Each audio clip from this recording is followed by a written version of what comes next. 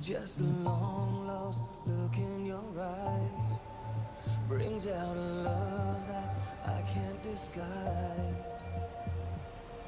So take me down to the places I've never seen. Oh, don't you try to kill me with kind.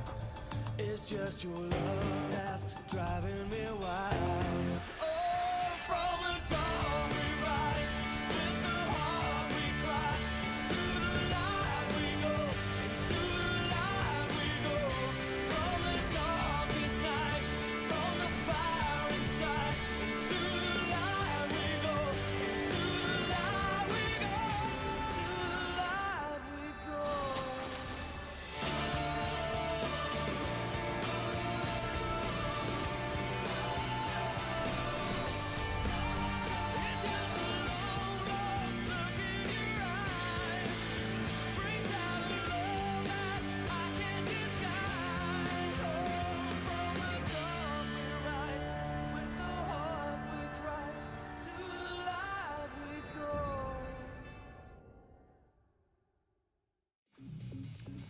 We're back here at LCK. Game number 1 was a quick one as Afreeca put them in the dumpster very quickly, about 27 minutes before that 30-minute mark you were mentioning. This was the one chance we thought, hey, maybe KONGDOO Monster could get something going, but TP comes in and they turn it around big time. I do appreciate the fact that for 20 minutes, so KONGDOO Monster understood their win condition, tried to play defensively. Was it all successful? No, but they seem to at least understand where their bread was buttered. But then a big misfight and misexecution around the Baron around 24 minutes basically secured the victory for the Afreeca Freecs. So they showed us how to move forward with the Sion comp that unfortunately KONGDOO weren't able to make work earlier in the week. And now Afreeca will be on red side and will have other options to visit. So nice execution from them, and unfortunately for KONGDOO, another consecutive loss. Spirit looked fantastic this game, I have to say. He was always in the right position on the Sejuani. Another one of those parts of the new Afreeca team, not necessarily new, but they look new on this new year, and part of the reason why they're doing so well overall. That was a really nice barrel set up from Keen. Another nice piece of the puzzle, and this is where Sion zoning out 3 members for Kramer to just rain hell on them, and of course, for the towers to go down to all the batted minions. It was very quick, guys. It was very one-sided, and that's why you see graphs like these. No perfect game, but 2 kills short of it. No turrets, like you mentioned. You were wondering out loud. We get the confirmation. Nothing barring the 2 kills they were able to pick up. For KONGDOO Monster, they'll be on the blue side in game 2. Maybe they'll have a flex Sion, and they can crimp together some of the notes from how Afreeca pulled it off. Perhaps they could improve their level of performance. Now, is it going to be enough to pick up a match victory or a game victory? Our indication, of course, has to be no. Yeah, they're certainly struggling overall. We'll see if they can turn it around this time. Healthy chunk of damage there by the Azir from Edge, but as I mentioned, Spirit just all over them. 3-0-3 was always in the right position on the Sejuani. Made it look really strong, whereas in other games, especially when the Sejuani's behind, looks a little bit weaker, but Spirit having his fun on this big pick. And Sejuani, it's very meta for him, but he moves to 4-0 on the season. Start of the season, he was all over the place, picking everything. The Poppy jungle was less than a month ago. Looks a bit more conventional, looks a bit weary. He's like, I had to play meta, feels bad. But moving towards his 400th kill, they're able to pick up 1 more in the next game. There are the Spirit fans. Pixelated Spirit looks cool.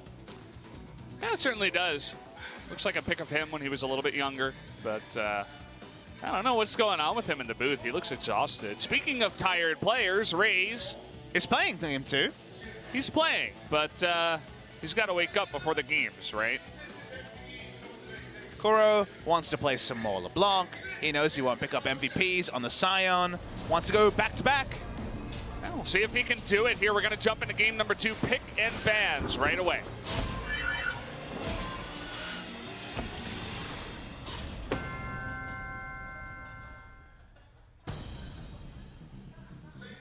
Here we go. This time, KONGDOO Monster on the blue side will go ahead and ban out the Rakan once again. Same bans so far, as finally Spirit's laughing in the booth. Like to see that. I just love to see Rakan banned against someone because it's so much respect to support that it isn't a Rakan ban to interrupt the Xayah Rakan. It's just a Rakan ban because Tucson's so damn good on the pick, and they're more willing to give over the Xayah as a one-off than they are to give over the Rakan. So focusing on the draft here, Afreeca says, well, the Zac wasn't half bad. We'll ban that one away and force Raze to jump back onto the Jarvan, you would imagine. I've been a fan of his Camille. He's been one of our better Camille players. Only 1-1 on the season. And KONGDOO Monster don't want to play blue side Sion, so sadly, means the Sion's going to be off the Rift. Yeah, honestly, after watching that game, I don't really want to see it either. It was pretty strong, to say. Not wanting to go ahead and first pick that, as you mentioned. Let's see what Afreeca wants to go ahead and ban out third here. Definitely a couple of picks they could go for. It will be the Azir, another one we were talking about for Edge. Not going to get a chance to play it once again. And I want to see the Spirit Olaf, but it's going to be taken away here as Raze is going to be jumping on the Olaf. He'll need to pick strong lanes around him, otherwise Olaf just farming his own jungle. Lose a lot of the value as more global fans, this time from Norway. Europe is representing Supreme today. I guess EU LCS had their day with the Irish crowd, and now the LCK is getting their European crowd. I appreciate it. LCK fighting. We're always fighting over here. One day at a time, 5 days a week. Day in, day out, especially for you, Papa. Yeah. 5 days a week, never get the rest. Feels bad, man. Tomorrow you get to rest. That's good. I do. I'm looking forward to my Monday, but first, I had some more Afreeca Freecs versus KONGDOO Monster. And they see Olaf, and they do not want to go for the Varus, spanned away, or any other immobile AD carry. Want to go for something like an Ezreal for a bit of self-peel to jump over a wall and say, ha-ha, can't get to me. Ooh, quick pick on the Gnar there. Roach saying, well, I want to boost my win rate on the Gnar. I mean, if you want strong lanes for a Olaf to fight around, why not blind pick the Gnar and the Ryze? Very hard to counterpick both of them. Both of them are power laners, so okay. So far, I'm liking what I'm seeing from KONGDOO Monster. Afreeca Freecs have so much information already on what's going on from KONGDOO Monster that they can counterpick away. And they will be going to the Taliyah, it looks like. For Kura, old favorite of his. 2-0 on the season, and does allow them to play very proactively. Always a big fan of Taliyah. Olaf has to flash over. Oh, that's frustrating. Certainly gets in the way of a lot of things when you're playing Taliyah. Seismic Shove not really going to help out, so you can run straight at the Taliyah if she doesn't have the wall set up, but hopefully they'll pick up some more tanky frontliners to protect the Taliyah. Gangplank being banned against Keen. We've seen a lot of Gangplank kind of miscast this week in comps that couldn't afford to go to the scaling phase, but smart in their comp in game one to have the access to the global. That'll be taken away here. I wonder if we'll see the old Keen come back. That's kind of the one thing I want to see before the playoffs, is to see Keen on lane dominance once again. He has been tank role-playing kind of the whole season, so gone are his Camille and his Fiora and his other big picks from the past. I'd love to see the Camille in this game. Definitely a consideration, though, against the Gnar. Secondary ban will be the Braum, so more respect against Tucson, drawing 2 bans, which is pretty big. Yeah, it's interesting because the Braum in that last game not really having a chance to shine. Tushin didn't get to pick up any more MVP points, have to give some over to Spirit, as Kuro and Tushin definitely hogging them as a duo. This would be a Looked carry. like here. This would definitely be a carry, a bit of a self-counter pick, but with enough ganks. Vladimir can hit an item timing where he can tussle with the Gnar. Oh, okay. This is the more sensible choice. They're going to go for the Camille. Matchup that can swing. We saw Cuvée dominating in Smeb in this exact matchup from the Gnar's side. Traditionally, at the start of the season, it was very Camille-focused, and just like we've had a couple of times over, some of our matchups are kind of getting back towards 50% or swinging the other way. Recently, the Gnars have had a little bit more value. See how Camille does, and not often do you see a Camille and say, yes, it's Kog'Maw time. But Soul's Kog'Maw has been one of the few ways KONGDOO Monster through the years have actually been able to pick up match victories. So they will be drafting the Kog'Maw here. Buffed on patch 8.4. Great performance by Prey on the first day of patch 8.4. Jumping onto the Kog'Maw and the Tahm Kench as well. So it's not a protect the Kog'Maw comp, but they're hoping there'll be enough general disarray in the backline with the Olaf running around for 2-3 item Kog'Maw to do the damage. Tucson smiling. Maybe he's got something secret to bring in here to go up against Secret's TK, but just down to 5 seconds. And the Blitzcrank comes in. What was I saying? Gonna end it here in the laning phase, perhaps. Grab Soul out a couple of times and go for that victory in the lane. Oh, baby, Tucson, you had the right read there, Valdez. He wants that MVP points. He wants to catch up to Kuro. Oh, yeah. They can be up the victory here. Our last Blitzcrank was from Ignar, and he was so close to engineering a 2-0 victory. On that day, he was being watched by Madlife. Madlife not here today, but hopefully the spirit of Madlife is there with Tucson. Hook City gonna come in the bot lane. It's very nice. Only one hooker down there for this time around. No Thresh in this game. And you were talking about MVP points. Kuro on the Talia, currently in first place with 800, as we mentioned before. Not the easiest champion to pick up those MVP points. So if I had to call it, if Afreeca's going to win, it's probably going to be either Tucson or maybe Keen on the Camille. We'll see what he can do up against Roach. Definitely favored towards Keen as a player, I'd say. And while there's not a lot of synergy with Ezreal and Blitzcrank in lane, the Blitzcrank pick usually means we're going to play bot side, get relative lack of vision, clear all the vision that KONGDOO Monster has around the Kog'Maw lane, and then basically, if you can control the forward brush and the defensive brush, Blitzcrank goes missing. Is he going for a hook on bot lane? Is he roaming mid lane? Not to know. If you can control bot side against a Kog'Maw comp, you can go and get pick after pick, and that is going to be the dream for Afreeca Freecs to try to execute. Well, we were talking about this actually before the game started. Would Spirit pick up anything weird going into this matchup? The answer is no. He plays 2 games of Sejuani, but Tucson, he wants to have his hand at something new. So let's jump into game number 2 and see how it's all going to pan out. Afreeca versus KONGDOO Monster.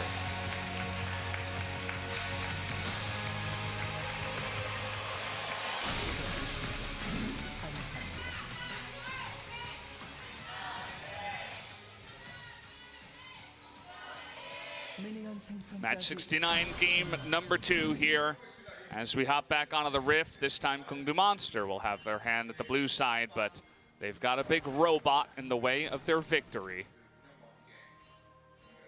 A lot of interesting people on the Rift. We've got a bro on the side of KONGDOO Monster. You call him a robot. That's the Tom Kench, looking to do his best disengage. If he gets hooked, though, that can be 2 for the price of 1 if he's already used Devour. And if he hasn't used Devour, he's killed the Tom Kench. And oh no, look, the cops are here as a Riot Blitzcrank is going to be used. So he's going to be there just to make sure everything's in order on the side of Afreeca Freecs. Yeah. We got old sword legs up in the top side for Keen as well. You wanted to carry on the top side for that player. We'll see if he can actually outplay Roach, who did go for Summoner Airy, trying to just, fight in the lane up against that Arcane Comet of the Camille. We're going to have the Olaf start at the blue, as we do see very often nowadays. And Peanut's been varying up his paths quite a lot. We saw him start red side with a leash. Blue side, like you say, is usually the way you go because you're not worried about losing health, as Keen is able to take a very nice level 1 trade. Back end of the trade, going to be frustrating, but start of the trade was good. Not that easy for a Blitzcrank lane to get lane control at level 1. Usually the Ezreal wants to enter lane and just queue the minion wave off cooldown to get 5 stacks into the Rising Spell Force and have the attack speed to push it in, but for now going to be a bit more respectful bot side, and not often that Kog'Maw gets lane control, so happy times for the Pug. Yeah, I'm happy with the skin that he chose.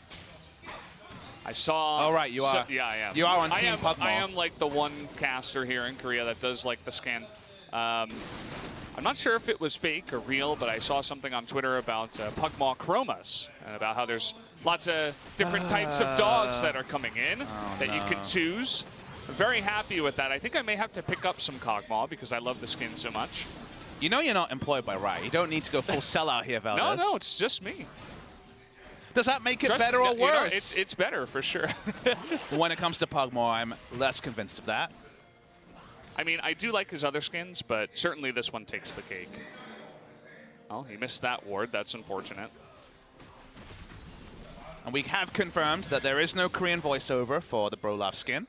He does run around saying chug chug and bro. Yeah, it's. I would have been sad if they made it something else. It would be actually extremely hard to translate. I mean, you are the closest person I have to transliterate that into Korean and make that work. Okay, here's your homework. Find a way to find an approximation of the idea of Brolaf for the Korean language, and then retranslate that to English to explain it to the English fans. All right, I'll get on that. Ruminate on that one. I've got a day in between now and Tuesday, the next Spo TV cast. We'll see if I can get that down. Speaking of aggression, with the robot in the bot lane, he misses his hook. And Spirit says, wow, someone report Blitzcrank. I'm going back home. Blitzcrank on patch 8.4 got easier to lane because he gets to go for the lovely Resolve Tree duo of Bone Plating and Second Wind. Literally every bot laner takes this if they're taking secondary Resolve. We're not quite seeing it on AD carries or mid laners yet, but I'm not ruling it out. Yeah. Especially on 8.5 when the mana flow ban changes come in and maybe sorcery will be deprioritized a little bit. Certainly some work to be done on that Resolve Tree. If everybody that goes into it, or nearly everybody that is taking the same 3 or 4 runes, you got to mix something up. I mean, Bone Plating is just insanely strong, so yeah. That will definitely get toned down at some point. Taken by both top laners here. Speaking of runes this game, Predator is the standard on the Olaf. You already mentioned Summoner Aerie on the Gnar. Olaf, speaking of Olaf, he's here for a lane gank. Optimistic on Takeen with his summoners up. You ever read the book series of Unfortunate Events? No, but I'm familiar with it. Well, I'll hold my thought. We got a trade up here, trying to bait in Raze, or rather Keen. The flash immediately comes out with the follow-up, and the smite killing first blood. Good moves there from the top jungle duo of KONGDOO. And for some of our first-time Olafs, we've seen them shorting the axes. This time the axes register very cleanly. Nicely done from the duo here, getting Roach ahead as Raze. When he picks up first blood, things tend to go better for the side of KONGDOO Monster. Yeah, and he even gives the kill over to the Gnar up on the top side, so kind of a matchup that can be on a knife's blade at times. Going to help him out in the top lane. So far, Spo TV Olaf has gone legendary at 16 minutes, so with a sample size of 1, there's a lot to be excited about. Yeah, also a sample size of 1 player, Peanut, who's going to be playing later today. If you guys are excited, so am I. Probably not going to get the Olaf, though. No, probably not that, but maybe something else. Well, if he doesn't get that, definitely something else. It's just the way it works out. Could not be starting. We're not 100% sure if it will be Cuz or Peanut, but, you know, Peanut looked like a god last time, so it'd be surprising if he wasn't playing. Seeing Edge take some nice trades on the Rise. His Rise has been pretty clean. He hasn't picked up any wins on it, but again, that's not always the indicator. And to me, Edge has been by far their best performing player in terms of consistency in 2018 spring. You could argue Raze had the higher highs, got more MVPs, but Edge has had some really good performances. Unfortunately, you would say that KONGDOO Monster was relatively more nerfed when Zoe was taken out of the picture because Edge was super good at the Zoe, and that no longer being there means pretty sad times for his champion pool. Yeah.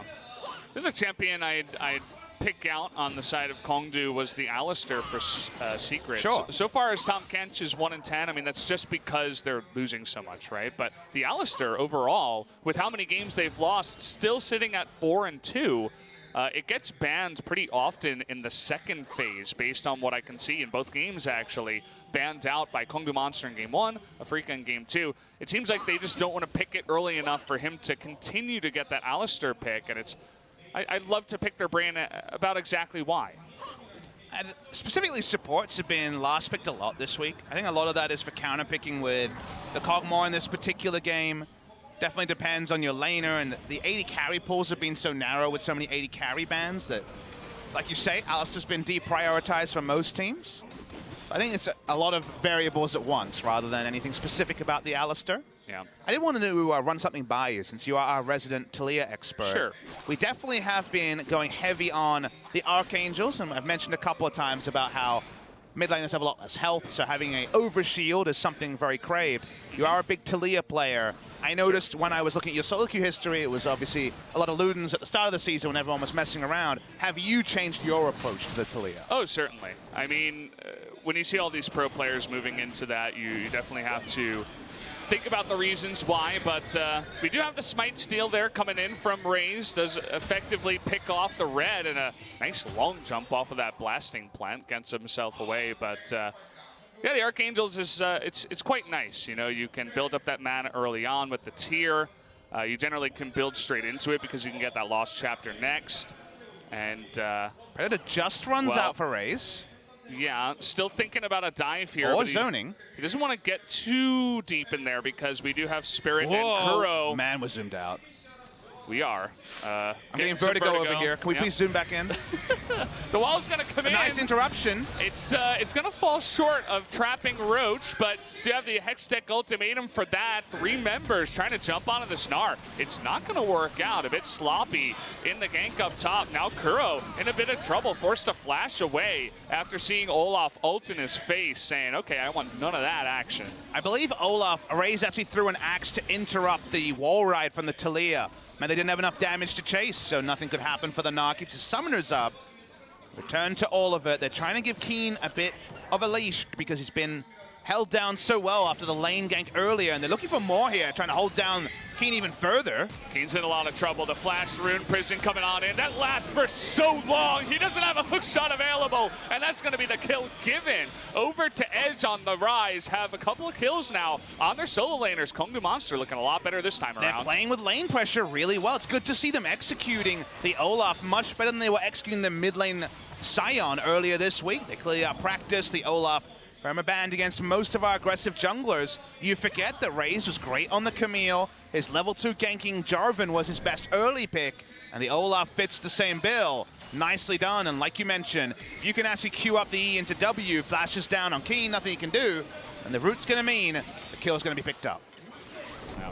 You notice how Raze, he gets the vision in the brush, but he doesn't actually swing the axe. He says, I'm not gonna be the carry this time around. I'm gonna give my solo laners the kills. And certainly getting your Rise to scale up faster than the Talia, who's also trying to scale on her own Archangels, is quite nice early on in the game. Hard to say if Peanut would see it the same way, but specifically with the champions you're mentioning, I can agree. No Trinity Force going to be coming out of this Olaf, sadly. But with bot lane not able to actually get any pressure, with Spirit forced to play topside, the game plan of deny vision and then go for Hook City hasn't happened. We're waiting to see a hook hit. That one would have hit, but very nice. Devour comes through from Secret. We need to actually see doubling down around the Blitzcrank rather than trying to put out a fire on the top side. Otherwise, it feels like KONGDOO are setting the pace of the game. And that'd be the first time they've done that in closing in on 20 competitive games they've played. Yeah, and you mentioned Keen hopping onto that carry champion. Starting off 0-2 is certainly not what they wanted from that top side. They have to focus somewhere else. They have a lot of scaling with that Talia and the Ezreal building up their tier right now. Having eventually that split laner of the Camille, but she is so far behind. At least Afreeca is going to pick up this consolation. Ocean Drake pretty early on in the game, 11.5 minutes here. It's going to be good for keeping them in the lane. And for double tier as well, 2 Oceans, a very nice stuff. They can take it off spawn. Going for the hook, nicely flashed away by Secret. So playing around the plush of the Blitzcrank better. That was a little bit too easy as there was no expectation of Sejuani coming down to the bot lane. But Raze on the invade again. And he's waiting. They don't know he's here. There was one ward and a couple of pings going down, and the hook coming onto Soul, as well as that ultimate coming out of Sejuani, but the easy Devour says, well, that's not going to work. Ultimate blown here from Raze. He wants to get out of dodge, but that consistent damage from the Talia, she's going to continue on here with her wall. Unfortunately, goes on the wrong side of the wall and does not have enough damage to eventually pick off Raze. Didn't want to give up the blue buff there and was able to escape overall. No ability to kill from Afreeca, so still it ends up being an invade. Still is net positive for the side of KONGDOO Monster. Continue to push in, Rageblade online on the Kog'Maw. Certainly things have gone better than expected for KONGDOO. It's good to see. Never want to have a team that just can't find competitive games, and they certainly wouldn't have circled Afreeca Freecs at the time for them to turn it around, but with only 4 matches after today, has to be as early as possible if they had to find a very unlikely exit out of the relegation matches. In case you guys are wondering, if you're familiar with other scenes, but newer to Korea, while the spring-summer promotion relegation has been removed in every other region except China, we do have it here in Korea as well. So there will be 2 relegation tournaments played. One in Korea will be played after the LCK final, so second half of April, as far as I remember, is when we'll see that. That's when KONGDOO Monster made it back, and I believe it was BBQ that also made it through the relegations. Not 100% sure. Yes, and Everett right? Winners was relegated. Yeah. I was thinking maybe it was MVP, but they just squeaked by in summer. They made the great escape. They were right down the bottom, and then when the meta changed and you could play Cho'Gath top lane, ADD said thank you very much, and they were able to escape. They went on the great escape this season already, and now there's still an outside chance of playoffs, which is just the most amazing thing for the MVP fans. Yeah. But then again, they go ahead and play Ziggs, and it doesn't really work out for them. It's been a while since there's been true hype around the promotion matches. I watched you and Crumbs cast them last year. Griffin is the real hype. But speaking of hype, everyone's bot lane. Yeah, we got 4 members down here. They're trying to gang up on the robot here, but he's got a stopwatch. Doubtful it'll help him out. One last hook is going to do it, and they actually trade one back. Soul getting low too. Kramer looking to follow this Where's one Talia? up. The rise kind of scary, but here comes that wall. Right? No, it's on cooldown. It's so close to coming off. Kuro on the chase now. They don't want to let them go. They can push up with the minion wave. The Weaver's Wall will keep them under the turret. Yeah, it's about to get off cooldown here, but now we have TP coming Cancelled. in. Cancelled. And that baits them in, unfortunately. Raze goes down now. Spirit especially tanky. Trying to get onto Soul here. There's the flash. One more kill. It looks like Edge may be an eventuality here if they want to go for the risky kill. Looks like they might just back off and let Edge live at the end of it all. Oh, what a tilt to the top laner's teleport was actually miscommunicated with the rest of the team. Ended up baiting them to move the wrong way. And the extra kills go the way of Afreeca Freecs. Such a heartbreaker for how well they played the early game. We watched the replay, and the coordination here is great. You only have a half a second when a Tahm Kench moves out of lane to judge whether they're going for warding or the Abyssal Voyage. Ended up being the latter. Very well executed.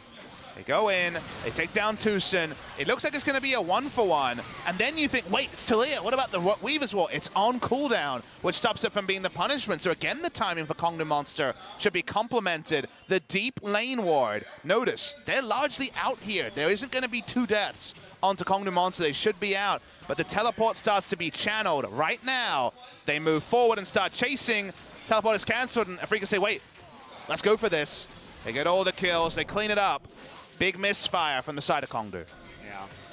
Raze, I feel like also getting a bit frisky. Definitely was some miscommunication, but moving forward when you're that low up against Talia Ezreal, you got to be careful about that poke. And he bit the bullet in the end, so... Yeah, I mean, that's just one of those little things we were talking about earlier. KONGDOO Monster still working on it.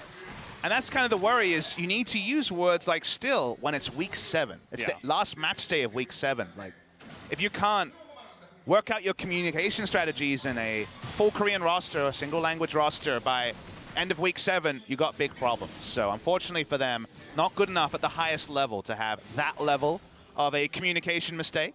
Yeah. It undoes a lot of their good work. It's only a 500 gold lead now, and the top lane is only the bastion of hope, as we do have a 50 CS lead over Keen for Roach. Yeah, it's one of the benefits they have, but they're also staring down the barrel of a 2-0-1 Ezreal, who finishes 2 items at 17 minutes. Trinity Force as well being one of those. Not going to be happy times up against Kramer, who's looking to solidify his spot in the roster once again. Now, the 2-0-1 Ezreal hasn't turned into control on the bot side. We mentioned that's what Afreeca Freecs wanted with the Blitzcrank. We're seeing Blitzcrank go for desperate hooks rather than people walking into him, so that has meant that they have been unable to get any value out of the robot. And they will continue to play bot side, as you can see. Always threatening there onto Soul, but so far, Tushin... I'm not sure. I think he got maybe 1 hook so far. The Blitzcrank not really working out. He's had a hook flash and a couple of Devour ones, but in the laning phase, there really should be no hooks hitting. Again, it's about, let's get control wards down, and then the enemy's like, where is he? And that's when the hook comes through. That hasn't been a game plan they've been able to enact, and that's why so far things have stalled out bottom side. Still, we continue to move forward. Again, we have to remember that all our compliments around KONGDOO Monster are tempered, and they also are largely only relevant when the Gnar is on the screen or where the Gnar is, because elsewhere, they are down in effective gold with how big the Ezreal is. Yeah, we took a look at the gold earlier on, just a minute ago, and it was about 1.5 thousand ahead for Ezreal over the KOGMAW. Having a fun time so far, no doubt. And finally, they do get their second Trinity Force just pulled along there by Keen eventually at 18 minutes. But at least he does pick it up. Also does get that Tiamat, so perhaps it did come in a little bit earlier, but eventually picking up those items to go up against the Gnar, who is already got that Black Cleaver.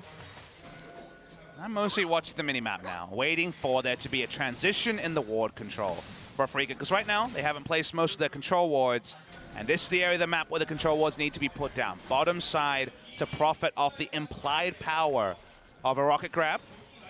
Time to clear vision. This is where they want to transfer their power. They have no power top side. That's where the Gnar is. But grouping with your team when you have pick CC like Camille, one way to let the vision start, and then when that vision lingers, then maybe we'll finally see the value of the Blitzcrank.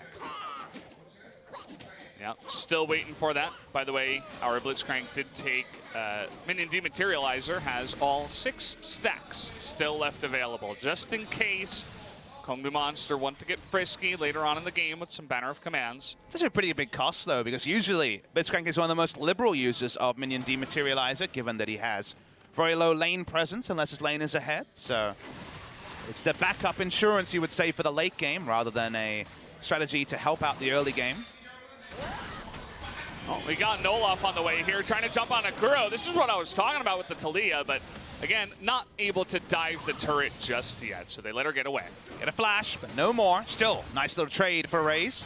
Ult on a short cooldown, but his ult's down. Yeah, look at that damage coming out of Kramer now. Oh! The rocket grab goes barely wide, but it's going to be picked up eventually from the Kuro. But the damage being traded back. Soul getting a little bit scary now. Roach looking for that Mega Gnar. They're going to be able to pick up Kuro on the back end here. Kramer still getting to work on those KONGDOO Monster members, but eventually is going to let them go. And the front line's not tanky enough for Kramer to do damage, so despite having all the gold, he ends up having to disengage. Only lead Afreeca get is the fact that we can have the pushing in top side, but Gnar goes missing, and so does Keen when it comes to map impact. Nice little passage of play for KONGDOO. Wasn't a lead, but they go fairly even in it. Second Ocean Drake is what we mentioned Afreeca would love for the laning phase. Here's the replay. Starts off with Raze getting the flash. That's very simple, good start. Afreeca know that the ult is down despite the short cooldown. They turn onto him, and that's where things got spicy. As we can see in the picture-in-picture, the Ocean Drake is taken. Second Ocean Drake for Afreeca, so it took a lot to eventually get that kill onto Raze, and that's where they go a little bit too far in. Spirit gets low, as does Kuro. They only pick up 1 kill on the backside, 1 for 1, but again, lots expended to pick up that kill. Yeah, 3 flashes to 2 for 1 for 1, but the back end is getting the Ocean Drake, which is the extra benefit we should talk about. With 2 tier stackers. Now, of course, the tiers are fully stacked, but regardless, with large mana pools, you do like the regen it provides. Still, KONGDOO Monster ahead in gold at 20 minutes against Afreeca Freecs. The betting markets were on something so specific, you'd be getting a good return on that one. So credit to them. They have been much improved today. What we've seen recently, sliding scales, of course, is we're going aggressive.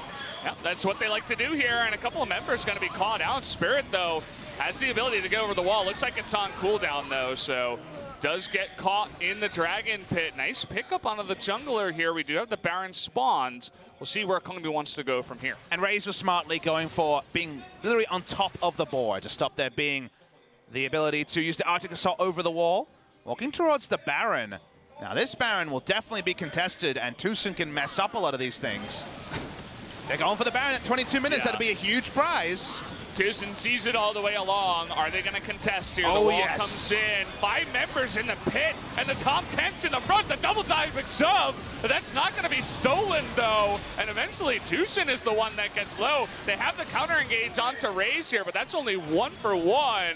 Kramer trying to pick off someone else, but they cannot KONGDOO with a relatively clean Baron. Yeah, they make the right call with the enemy jungler down at 22 minutes.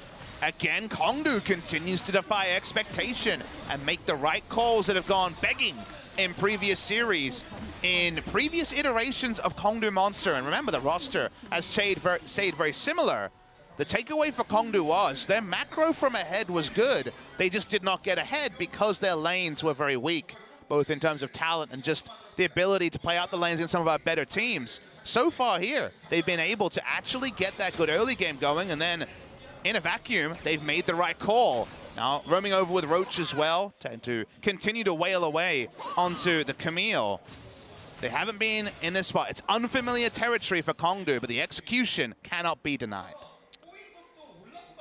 I mean, it looks like Raze has taken the spot of Spirit, the one that's setting up all the ganks, even if this time he's trading his life for it. So definitely a nice thing to be mentioned that KONGDOO's looking good. Awkwardly, the only Banon for now is going to be on the Tahm Kench, and even with the Baron Gold not quite complete, working on Raptor Cloak into the completion. So that means the first patch won't be as deadly as the push that we saw from Afreeca. Let's see what they get. So far, it is just the gold coming through. They need to find some more turrets to really make it the Baron buff power play we've been seeing on average this week. We don't track them as closely as the LCS regions, but I imagine Baron buff power plays have never been higher in terms of gold acquired.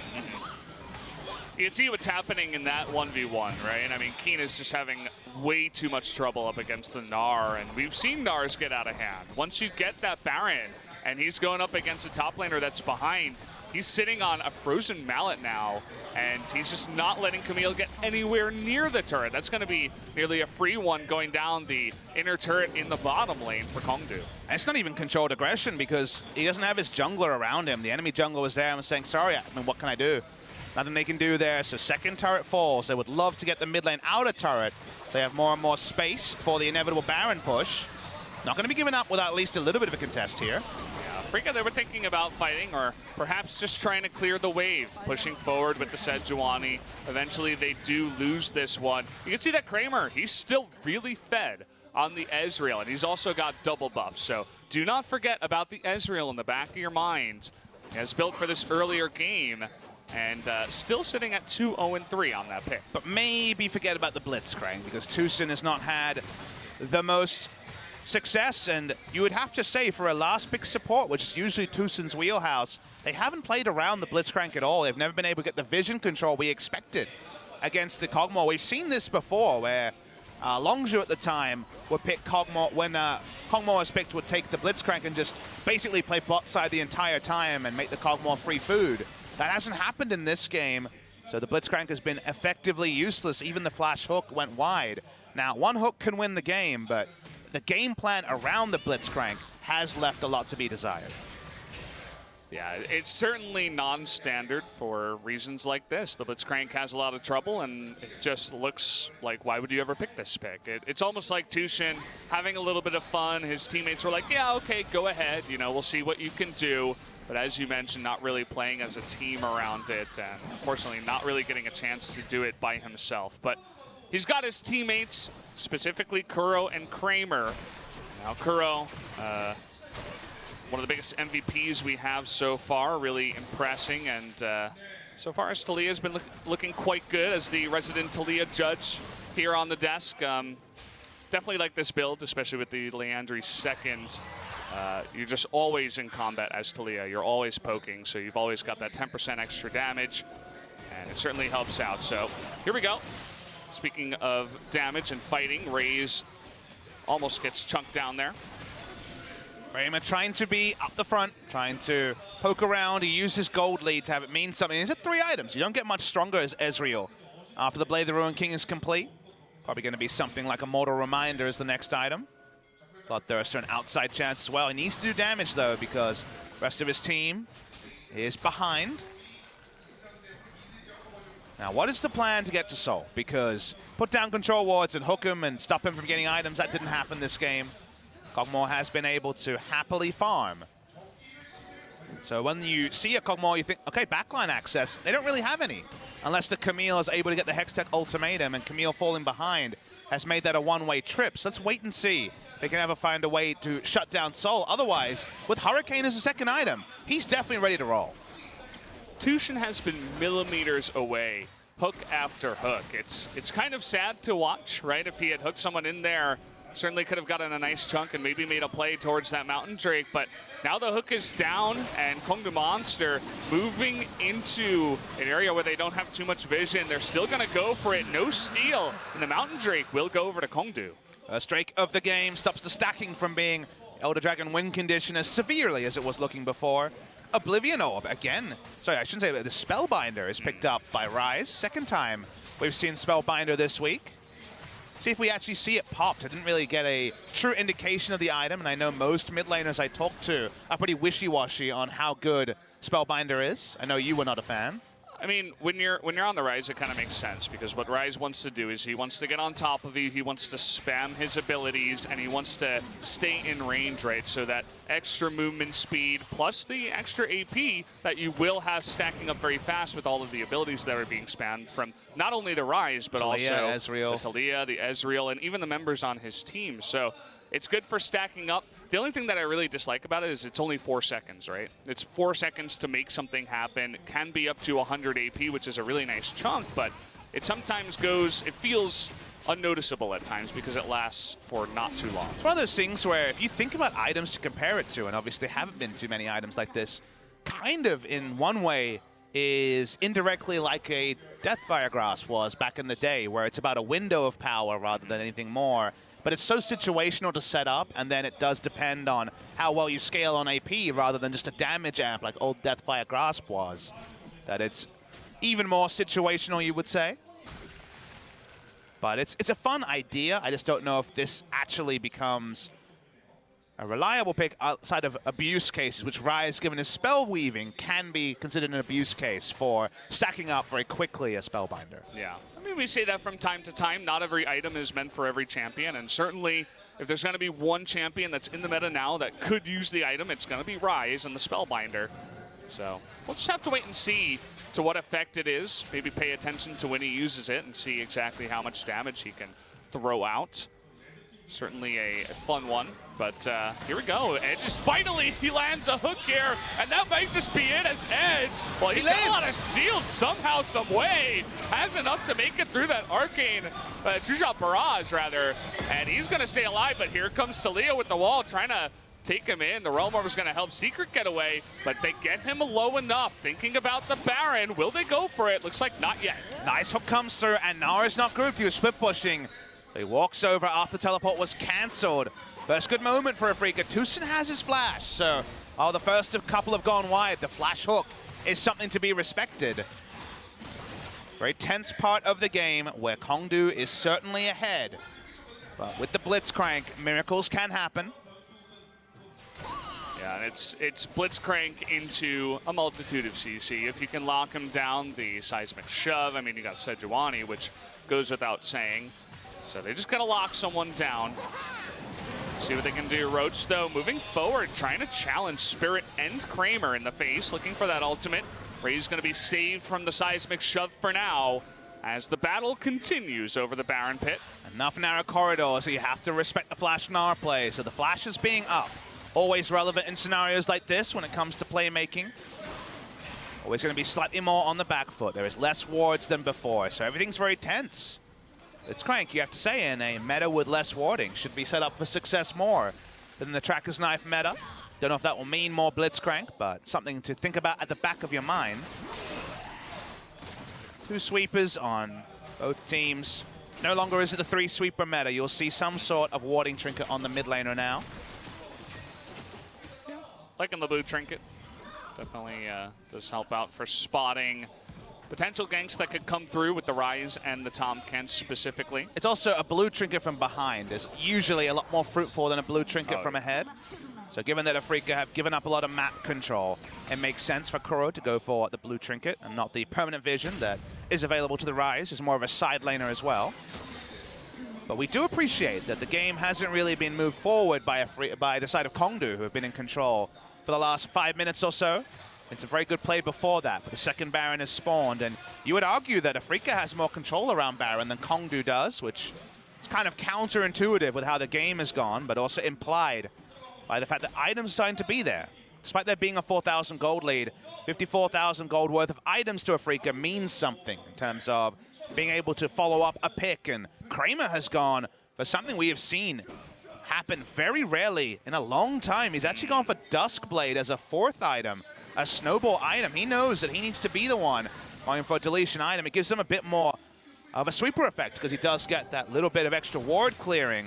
But that is flat armor penetration, that lethality onto an 80 carry. That's definitely one where you'd love to pick his brain and say, why? You know, give me all the reasons as a pro gamer. I mean, Kramer has gone for some crazy stuff. And speaking of crazy stuff, they're trying to go for it. The defensive Weaver's Wall comes in and shuts him down. It looked like they were going to get away anyway, but a very aggressive play by KONGDOO, looking to get something started. And it does get deflected by Afreeca. It does get them inside track on clearing wards around the Baron. They're going to start the Baron. Okay, Camille's bot side without teleport. This is smart by KONGDOO, but do you turn or do you burn? Well, speaking of burning, lots of members of KONGDOO Monster getting burnt down. This is Talia and Ezreal poking you down, and you're in the face of them, trying to go for a full health Baron. It's not going to work out. Now they got them zoned. Even without the Talia's Wall, the Weaver's Wall coming in, they don't necessarily need it. The hook's going to come in, forcing one flash. They got that inside track onto the mid lane, looking for this inner turret, and they get it. Nice play from Afreeca. KONGDOO in a bit of two minds. They didn't have a clear plan on how to stop Spirit from coming over the wall, and that allowed Keen to walk up. So the initial decision to start the Drake, the Baron, I should say, was smart because they knew the teleport was down. They're going straight back to Baron. Here we go again. They thought they could beat Afreeca into getting Infernal Drake, and so far, lots of members out of here, so getting to work on the Baron. They're not doing it fast enough, though. No Weaver's Wall once again. The poke coming in. It's getting quite low. The hop over the wall. They're trying to steal it. They do it. Spirit gets the steal and Soul disappears off of the map. Now it's 5-on-4. They're trying to disengage, but no Realm Warp. Look at this, though. Rhodes trying to do something on the back line. He goes down. Now Ray's getting extremely low. Kuro looking for the pick here. Rhodes coming out of his GA, looking to go down. Edge extremely low on the left side. They finally pick him off, and Afreeca, with one swing of the bat, they get the Baron and a bunch of kills. 3 for 2, but they get the Baron buff as well to Afreeca Freecs. Unfortunately for KONGDOO, they did not have a plan again to interrupt the Smite steal. Smite too early by Raze, or unused. I didn't catch it. We've got the replay to confirm. By the time they've DPS'd it down to 3,000, it can be forced. Right. Yeah, the first Smite. That's at 1,600, Papa. I mean, no Smite was used by the Olaf, so that was just a huge burst damage coming through, I guess, from the Precision Protocol, I would think. And then the Smite comes through. It's the only Smite comes through from the Sejuani. They take it from there, and sadly for KONGDOO, the final part of the plan didn't come in. They allowed the Smite to be stolen away. Teams this week have been so good about not allowing for Baron steals, and KONGDOO Monster, they left the door open, and the door slammed on their fingers. Fingers in the cookie jar. The cookie jar now out of reach for KONGDOO, and Afreeca Freecs in control. Well, look at that graph. Someone hopped off of Mount Everest with that one. It looks much bigger, as it was only 5,000 gold, but certainly a big switch in the direction towards Afreeca, and that means they get another Drake as well. The Inferno going to be picked up. Elder on the way next, so they have 3 Drakes to stack that one up as well. We actually missed it throughout all of it. Hold on, hold the point. Yeah, they're trying to go on in here, even the Predator being used. But look at it in the front line, Roach gets decimated right off the front. They try to get the kill. Now Keen coming in from behind, gonna have to swallow up that edge there, but now he's being chased down. Keen not gonna let anyone get away, and this is just one-sided by Afreeca, trying to take everyone out. Only Raze is left available. They try to make something happen with the pick. It does not pay off. And KONGDOO Monster were playing on their side as well against Baron buff, feeling like they could actually get the pick and make this work, but it meant that Soul was going to be out of position. They couldn't actually get the most out of the Kog'Maw. And now the Bannon's coming in, and now the base is going to be broken for KONGDOO Monster. They had a lead. They wanted to do something around the Baron, but they force it. They get a little bit impatient, and Afreeca is too good of a team to allow that to happen. They pounce on you in just a couple of seconds' time, and now look at where we are. Just 2-3 minutes later, the base of KONGDOO is being destroyed. Things do swing so severely in the LCK. Seemed like we were going to be going to a Game 3. And now we are one team fight away, and long death timers on those inhibitors for the side of KONGDOO Monster. Fate can be so cruel. Seems like the cruel takeaway. Getting the word from our producer that I think Tucson actually had Smite there with the unsealed spellbook. That's where the first Smite came through. Could have been mistaken on that, but that's very interesting to see. But regardless, yeah. the Smite came through, and that was a Baron Buff power play for sure from Afreeca. Everybody, when Unsealed Spellbook first came out, they were like, wow, you could actually, get some Smites and see what could happen. So if they actually tried to go for some kind of weird play like that, would be pretty cool. We missed that one. The overlay for the replays is a bit crazy when it comes to the Unsealed Spellbook. But it sounded like a Smite. Turns out it was a Smite. Interesting Certainly to looked see. like one, sounded like it one. It does mean that we can't criticize Raze as much, because the second Smite coming through and the layering there. That's just next level, It's it would be interesting to see if that's Tucson or if it's the team, who says, okay, we're behind. We might have to steal here, pick up a Smite, as you're pretty useless otherwise. Blitzcrank. Well done. That means that Afreeca now knocking on the front door. 2 inhibitors down. The Gnar being called over. Another split pusher who gets way ahead and can't actually impact the game when his team lets him down, which in this case, the Baron going against KONGDOO. Afreeca pushing up. It's gone 40 minutes, and KONGDOO Monster will have a lot of good news in the early game to speak of. The game victory seems impossible unless something titanic happens for them here. Well, we do have Weaver's Wall available. Just looking for the push to make it work. Waiting for this mid lane to push on in. Not necessarily timed the best. And of course, the Baron buff is currently down. So just buying some time here. Trying to pick away at that top turret. See if they can pick anyone off at the Weaver's Wall, perhaps. Fighting for vision. There's the wall. Gonna trap 3 of them in. And this is the playground now for Tucson and Spirit if they wanted it. But they decide, let's just get the turret first. And down it does go in the top lane. Good communication from Afreeca. 3 flashes were available, and Tom Kench could have flashed and devoured one of them. So get the objective. What was the wall for? Taking the turret.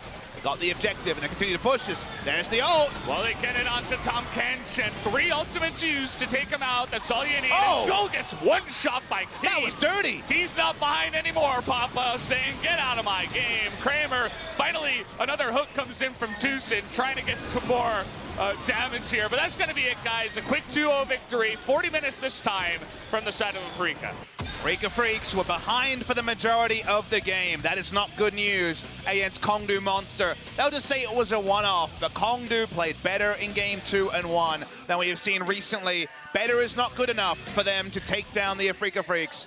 Afreeca go in 2-0. They join KT Rolster at 10 match wins. We'll have to wait and see when we get to the table if that's enough for them to actually move above KT. But our top 3 is all but cemented to be King's Own Dragon X, KT, and Afreeca in some order.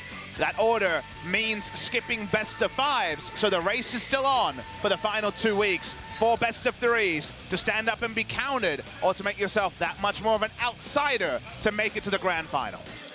You mentioned that KONGDOO Monster, they look better, right? There is some improvement. Obviously, they prepared very well for Afreeca in terms of pick and ban and also play, but going for the Baron, it's hard to say if it was a good idea or not when you're going up against double smite, but certainly they did it in the face of Afreeca when they were ahead. They couldn't get any picks, and they got a little bit impatient, went for it. Whereas you look at other teams that are improving, MVP having much better Baron play, perhaps this is something for KONGDOO to go back and watch the VODs and improve on. And Yuk, it's hard to say what that will mean for the LCK, but it isn't hard to say that that might mean a lot for the promotion matches, if that's where they end up. The damage onto Soul, who was literally on over 1,000 health, he dies instantly. What's that all about? It's Camille. I haven't seen that much Camille damage in a while, and this Camille was behind. So, okay, no broadcast nice words to say there. We'll just say that was a lot of damage. I think Soul should feel a bit sad about that one. Well, you're playing Kog'Maw, you're not going to have a lot of health. And the KONGDOO Monster coach he's giving it to them. And when you're getting down to this moment, 4 best-of-3s left over, it's hard to contain yourself at times. I can't really blame him, as they still struggle to find some sort of success. But again, Afreeca, they're looking like one of the best teams. It's hard to feel too bad about a loss like this. I mean, Tusen's smiling, but he knows he probably doesn't get to play Blitzcrank again. Blitzcrank one might need to be on the bench. That was lucky to pick up a match victory here. Looking at the history, we knew that Kramer would have nice numbers, but you forget that when Ezreal gets ahead and goes for a very high damage build with the patchwork build, including some lethality in there with the Dusk Blade, it adds up to 42,000 damage. Kramer's poke was the reason that it wasn't able KONGDOO Monster pick up all of the objectives early game. They still got a lot when it came to that second Baron. Baron buff power play here, when it's later in the game, when the Banner of Command was online, much more severe for Afreeca Freecs. You look at the 12,000 from Camille, 1/12 of that damage was done in a single instant over the course of 40 minutes this time around. So Camille, she can be scary even if she does get behind when you finally get into that back line against the squishies. You were mentioning it, that was their one way to get on top of that Cogmaw. Finally came true right at the end of the game, so. 34.5 minutes, Valdez, of good news for the side of KONGDOO Monster. And sadly for them, it doesn't lead to a game victory. Sadly for the fans, we will not have a third game, meaning we will have an extended break. But good news, it is Spo TV interview time. So hopefully we have some tasty memes cooked up for Suncaster and the translator to go through. We'll see who the MVP is for game 2. Kramer will be the easy option, you would say. I don't think Tusen's getting it this time. In terms of damage, yes. Nobody else really did anything, right? I mean, Spirit did get the steal in conjunction with the Blitzcrank. You look at Kuro and you think, perhaps? I mean, he had some walls. Yeah. The walls were pretty good. He was doing Talia things, but my pick would be Kramer. Waiting to see it. Sounds like it's ready to be shown. So they were consulting. I'm sure this would have been a close one because no one really raised their hand. And okay, seems like the leader gets even stronger. The case for Kuro to be #1 overall is looking more likely. He's now 200 points clear of second place. Certainly pushing him ahead in terms of those MVP points. He had a 5-1-6 KDA, even amongst all the damage that Afreeca was taking earlier on. Didn't really die much, so something to give to him. Wouldn't be my choice, but yeah, it's the sort of thing you have to think about because he's now at 900 points. It's insane to think that a lot of people won't remember that he was that joint MVP of summer with BDD because people were focused on the Longzhu story of them going so far. But a double MVP for the second time could be on the cards. He also hits 1,234 kills, so very nice to him. I'm going to hand you guys over to Ji-sun for the translation of our interview. So,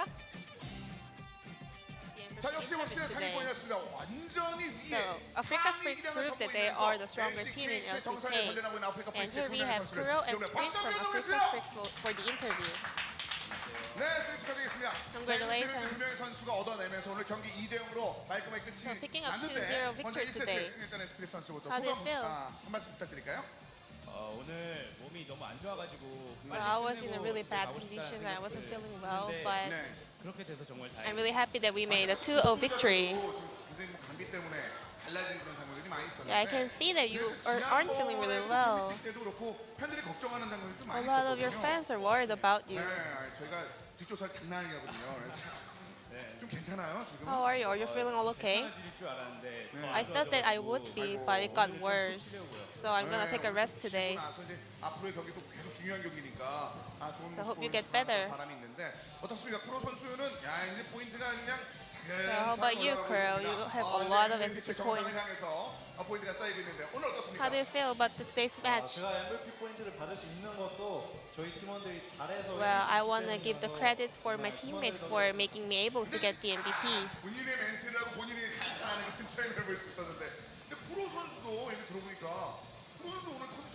But I also heard that you are not feeling well also today.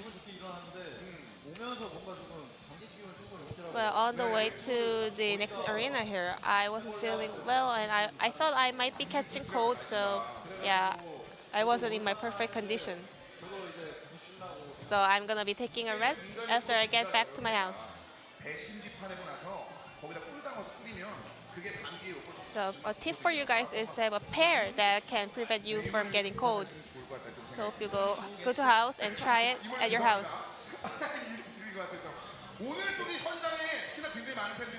And there are a lot of fans out here for you guys. And also there's a fan from Norway majoring in esports.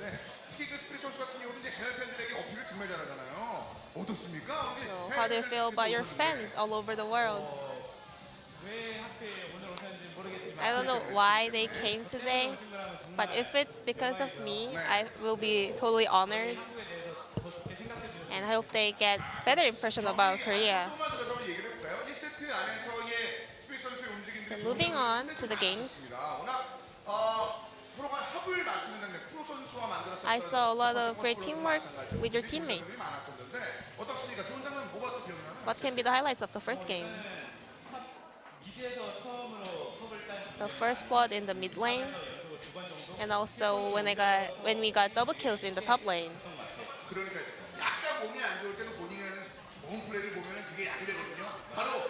Then let's check out the clips of today's game. I mean, it was a perfect teamwork, right?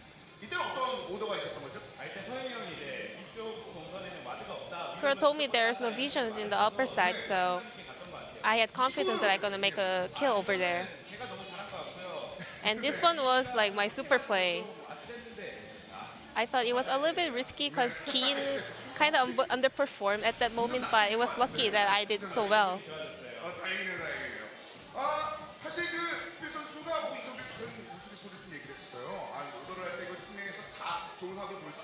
And Squid also said in a previous interview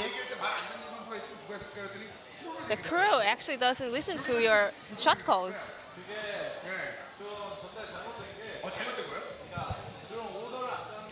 Well, it's not that I don't listen to him, but it was more about our discipline in our house.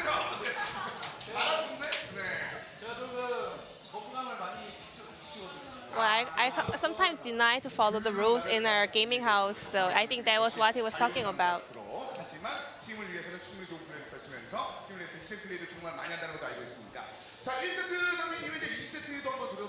And moving on to the game 2. And 1, you played mid Sion.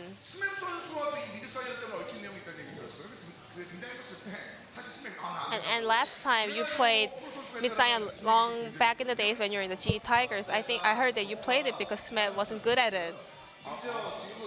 Yeah, that's a true story. I think Smap is not a good Sion player because he is still not picking it, even though Sion is the overpowered champion in the top lane. The breaking news says Kuro said Smap is a bad Sion player. This is Kuro's opinion.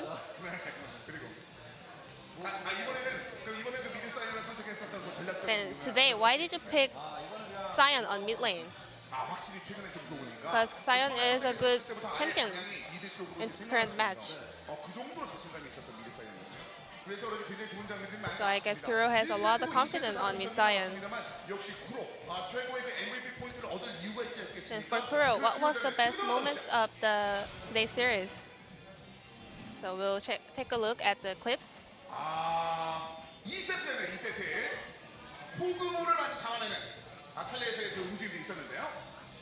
Any comments?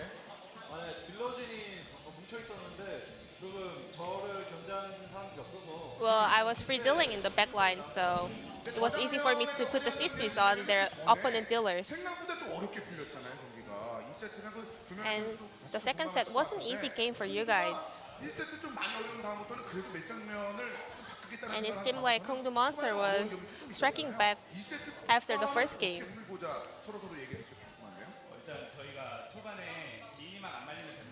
So we said, I think if Keen just get easily scaled in the top lane, I thought it would be an easy game, but he actually failed to do so.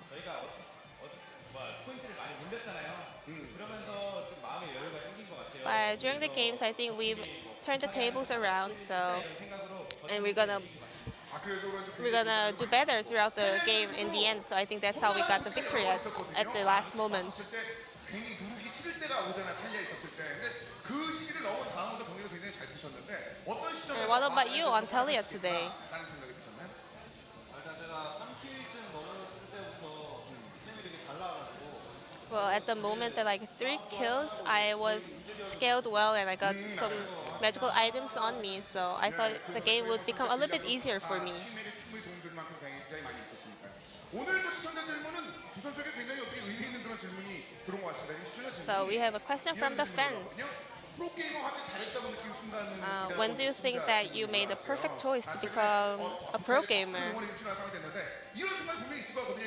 오늘 오신 분들의 이런 박수를 좀 들어보면은 언제가 이런 느낌이 좀 될까요? 저 같은 경우는 For me, 그냥 저희가 다 같이 힘을 합쳐서 이긴다? when we win the game as a whole team with a great teamwork. And also when I hear the chants from our fans. 것 같아요. 다행히 스피드 선수도. 네, 크루 선수. Kuro, you want to add on to that? 근데 되게 많이 느꼈던 게 두 개가 있어요. But to pick some of the moments, the first one would be when I hear my fans cheering for us, and also when I won the series and the whole split. 순위가 계속 올라가면서 아프리카 프릭스 사실 처음에 말씀드린 것처럼 지난 연도까지는 계속 5위에 계속 멈추는 장면이 But Afreeca Freecs, you guys are on the high ranks right now. 올라간 장면들이 있는데 어떻습니까? 올해 느낌 좋습니까? So how are you feeling about this split? I think I might be able to win the whole split this year. FP를 차지한 두명 선수의 얘기를 나눠봤는데 오늘 현장에서 많은 분들께서 지켜보셨고 So there are a lot of fans out here. 많은 Any last message for them? 그 팬 여러분들께 끝으로 한 말씀 좀 부탁드리겠습니다. 요즘 날씨가 왔다 갔다 많이 하는 것 같아요. 저처럼 감기 걸리지 않게 So take care of yourself and don't get caught by the cold, just like me. 다들 감기 조심하시고 앞으로도 더 많이 응원해 주세요. And I'll be looking for continuous support for you guys. Thank you. 여러분들의 응원이 진짜 큰 힘이 됩니다. 오늘 이 두 명의 So 선수들 this will be the end of the interview with Kuro and Spirit from Afreeca Freecs. And I'll hand it over back to our casters. Thank you. Thank you, Jisun, for helping with the translation there. We're going to take a look at some of the highlights. Things were going well for KONGDOO in the beginning of the game, but eventually Afreeca was just too good. And the awkward part, though, to think about is I wish we could see this KONGDOO monster every time, because this KONGDOO monster takes games off teams. This KONGDOO monster follows their game plans 2 games in a row. They knew what to do with their draft, and while that sounds like an insult, it's a big compliment because they haven't been able to do that, and it was clean here. Unfortunately for them, the back end was some nice cleanup for Afreeca. This is still with the game in the balance. There were still good news stories for KONGDOO Monster from this point onwards. 1 Baron play. We'll see the replay to come through as we can confirm that it is 1, double 2. smite. So Blitzcrank, thank you to our producer for confirming that. And they were able to take that smite, and very hard to hold it against the enemy jungle. There is the global notification, there's a smite there, but you criticize the setup and not having an interrupt to the smiter rather than necessarily anything that happens involving the 50-50. And that 50-50 ended the game for the side of Afreeca Freecs. That passage of play, they just won it straight up as KONGDOO must have decided to fight more. Look at Roach disappear. He's just like in the front, Mini-Gnar trying to do something, gets wrecked. It's a really nice idea without a Weaver's Wall because Soul was free hitting over a wall. He was in vision because of Ward, but that goes differently, and Soul's free hitting with no ability to respond. There's a way that KONGDOO Monster turned that into a victory, but on a simple level, they were against a Baron buff. This is when the dirty damage came out. Are you ready for it? That's just bogus. Right, please, fix that. You already fixed Zoe. 1 more fix, please. Well, at least she needs to get into melee range with no escape, so there is that. But either way, 2 games in a row, and I believe at the top, that does mean that Afreeca does secure 2nd place at the end of week 7 here. So we're gonna get the confirmation. Afreeca, yeah, looking to take names up at the top. I mean, keep in mind, KingZone going up against BBQ later. Who knows what could happen? Maybe they go down again, and Afreeca moving up towards 1st place. That's a revenge match. There's only 2 of them available for the side of KingZone, so I guess we have to mention it. It's all about standings at the top and the bottom. KONGDOO Monster is still not mathematically eliminated, but damn, are they close, and there it is. Afreeca Freecs 2 games clear of KT Rolster, and KT have that difficult match next week against KingZone. So that's a lot of hype right there for the Afreeca fans. KONGDOO Monsty, they're losing letters as they lose games. Oh boy. If they lose an S, it becomes KONGDOO I know, it's Monsty. close, right? Oh boy. May have to become the fan of a new team, although I'm not sure how he'd like that. But I mean, either after way, yesterday, he's probably open to the options. yeah, you know, I'm definitely open to that option too. Way too many people got excited after that game, but oh boy, KT doing KT things. So yeah, I mean, they're just one game or potentially 2 games behind KingZone up at the top, who are looking to secure their first place. So guys, right there. It's going to be a long break, about 55 minutes. But good news, over on the LPL, I have been reliably informed that Marin is playing Rumble. So that's something cool to watch. At twitch.tv/LPL1. Join us in 55 minutes. There will be a KingZone series. That's unmissable. We got the first flex pick Scion on the first day of this week, and we haven't seen them on 8.4 since they decimated their opposition. So a lot of hype in 55 minutes. But till then, enjoy some LPL. Yeah, you know, definitely join us. You have a lot of years to go through those matches over in China. Definitely recommend it. But we'll see you in about 55 years.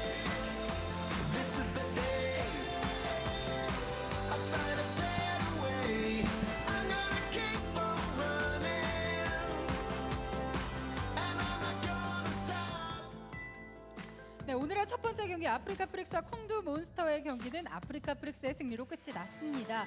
아쉽게도 이 콩두 몬스터는 오늘도 돌파구를 찾지 못했는데요. 누구보다 가장 큰 부담을 느끼고 있을 콩두 몬스터 선수들에게 지금 가장 필요한 것은 따뜻한 응원이 아닐까 싶습니다. 수요일 MVP전에서는 조금 더 달라진 모습 기대해 보도록 하겠습니다. 그럼 저희는 잠시 후 7시 50분 킹존 드래곤엑스와 BBQ 올리버스의 경기로 다시 인사드리겠습니다.